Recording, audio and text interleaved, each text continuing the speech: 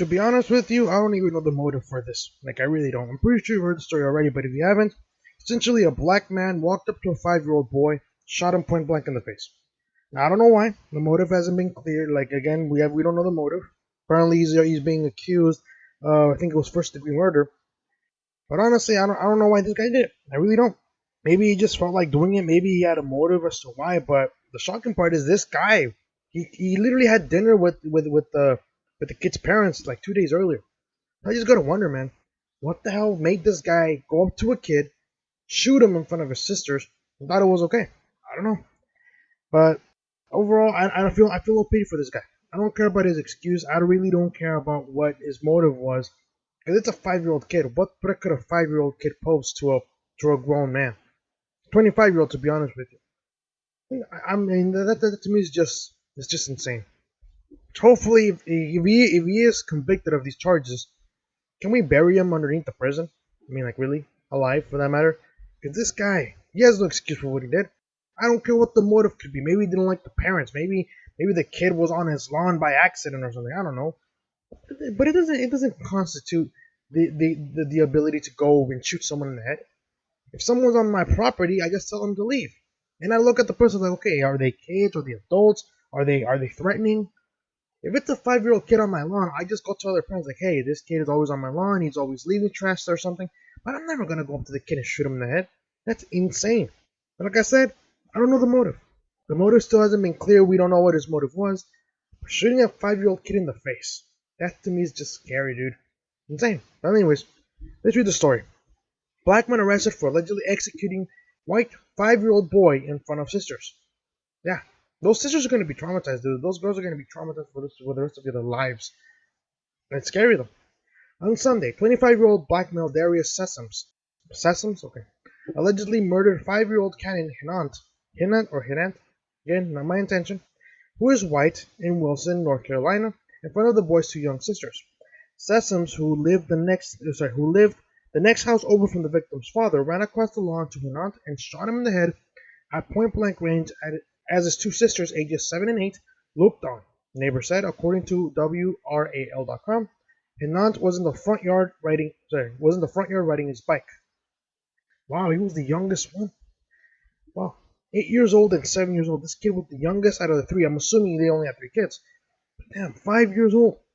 The kid was probably barely in kindergarten for that matter. It's just scary, dude. Those girls are not gonna be the same. And I guarantee you that dad's not going to be the same either. I wouldn't be surprised if the father wants this guy to have the book thrown at him, dude. Like, it's insane. But again, scary. Really scary. The boy's father, too distraught to speak to the local news on camera, was heard screaming after the shooting, witnesses said. The man rushed out to hold his bleeding son before Hinant was rushed to a nearby medical center where he was later pronounced dead. Sessoms took off in a black vehicle after the shooting and was not apprehended until Monday by U.S. Marshal Service Carolina's Regional Fugitive Task Force, Goldsboro Police, and the Wayne County Sheriff's Office, according to a report from WRAL.com. The suspect has been charged with first-degree murder and is being held without bond at Wilson County Jail. Now, before I continue, they better not release this guy because of COVID. We already seen what the trend is. We already seen these prisoners, many of these violent offenders, getting released because of COVID concerns. I don't know if you're aware, but I covered this a few days ago. A guy who was accused of strangulation, potentially rape of his girlfriend, he got released because of COVID concerns.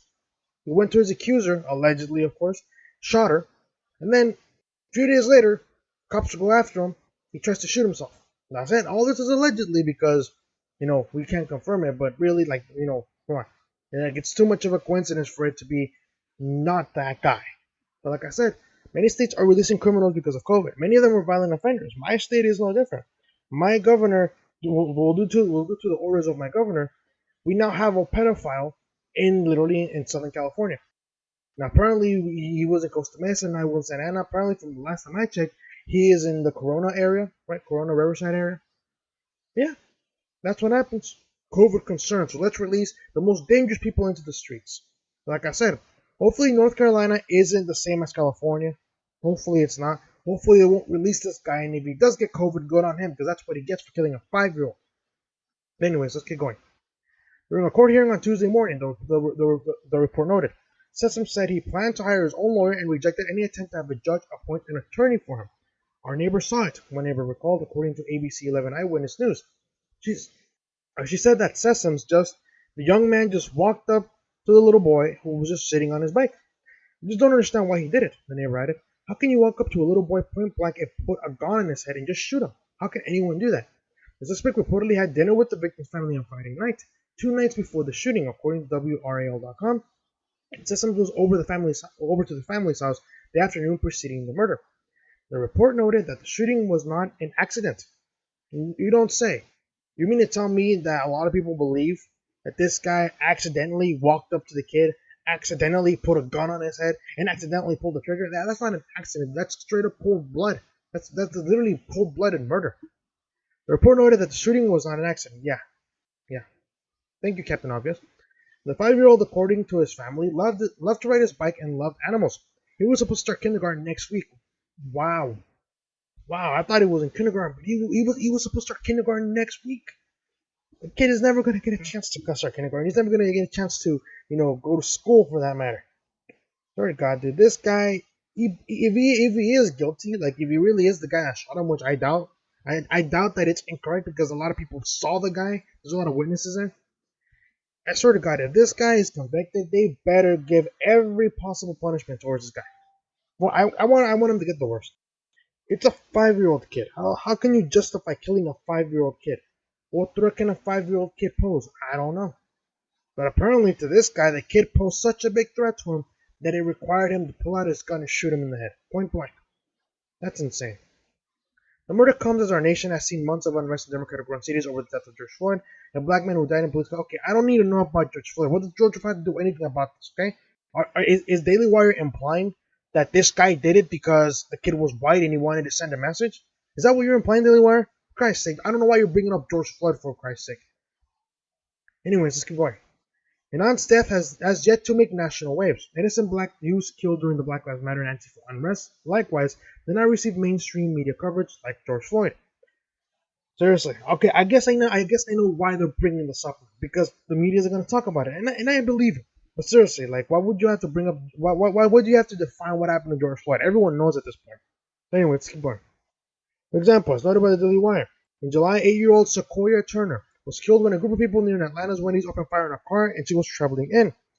Officers said we already know about that incident as well. If you haven't watched the videos, you haven't heard about it. Essentially, this 8-year-old girl with his mom and her I think her aunt was in the car. They were driving by the Wendy's where Rayshard Brooks was killed, and the people there, they just shot up the car. They killed the 8-year-old girl, and the parents were pissed. It was in Atlanta. But anyways, yeah, that's what's going on. We need justice for 5-year-old Cannon Hinant, who was murdered in cold blood, said the author and political pundit Ryan Gerdusky, do you pronounce it? Say his name. The Daily Wire's Matt Walsh said via Twitter, 5-year-old Cannon Hinant was executed in cold blood while riding his bike. The accused killer is Darius Sessoms. He allegedly walked up to the boy and shot him dead in front of his sisters, reversed the races, and this is the only thing anyone talks about for a month. I agree. I agree with Matt Walsh. Think about it. What happens if this was a white guy walking up to a black 5-year-old? The media would have been talking about it nonstop.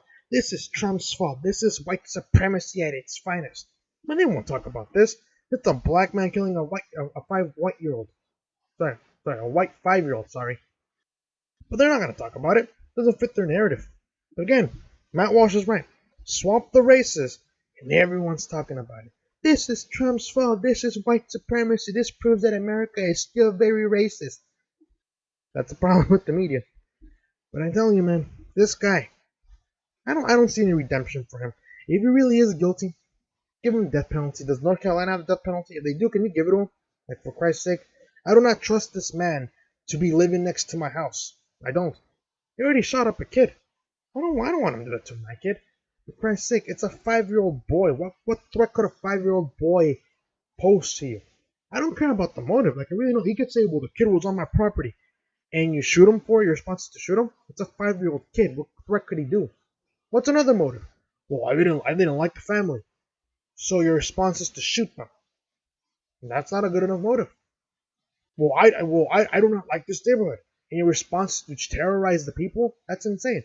The point is, no matter the motive, this man is gonna have a really hard time, like literally squeezing his way out of this one. Because no motive can justify the killing of a 5-year-old. Like, really, you can't, dude. You can't just justify that stuff. What threat could a 5-year-old pose to you? I don't know. But this man, hopefully, he gets sent to prison. Hopefully, they bury him alive under the prison. And if they charge tickets for watching this man be executed, preferably by shooting squad, I guess we don't do that anymore. But maybe, man, on a lethal injection, maybe? If you guys are selling tickets for that guy's execution, can I buy one? At least? Because I want to go watch this man die. I want to see him panic as his last seconds of life are disappearing before his eyes. And how he's regretting everything he ever did. I want to see that look of his eyes. The guy that thinks he's all tough, thinking, oh yeah, I'm a badass for killing a 5-year-old. I want to see the look in his face when he realizes that he's about to die. I want to look at that man's face because it's a really nice thing to watch. But I don't know. What do you guys think? Do you think this man is the one who shot the 5-year-old kid, even though there's witnesses about going saying that it was him? What do you think should be the punishment for this guy? Assuming, without throwing the laws away for a bit, right? If it was up to you, if the state gave you the opportunity to say, we will give you the opportunity to get rid of this man, how will you want to do it? How would you prefer to get rid of this man? How would you prefer to rid society of this horrible human being? Again, you don't have to follow the law. You don't have to say prison for life, but if you had the choice to if you were handed this man's fate, if the fate of this man was in your hands, how would you do it? I'm pretty sure it wouldn't be a nice one either. I know I already have some ideas, but I don't want to say them because YouTube's going to probably delete the video because I am too extreme in terms of my punishment. But what do you guys think? Do you think the media's ever going to talk about this? I don't think it will. And do you think Matt Walsh is right? If we swapped the races, the media would have been talking about this all month long. Let me know what you guys think in the comment section below. If you guys like this video, hit the like button, subscribe if you're new, share this video, and I'll see you guys next time.